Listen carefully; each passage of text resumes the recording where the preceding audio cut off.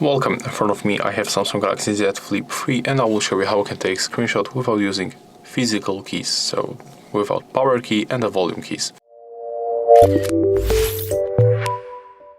We get the option in the settings, take a look, we have to go for the advanced features, and in this place we'll have to go for the motion and gestures.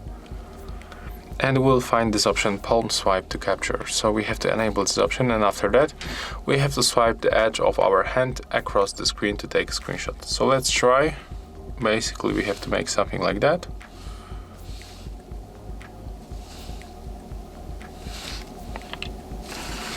As you can see, the screenshot was taken. Right now when you click right here, you can open the screenshot. And also we will find it in the gallery. So as you can see, it's very simple, and if you find this video helpful, remember to leave a like, comment and subscribe.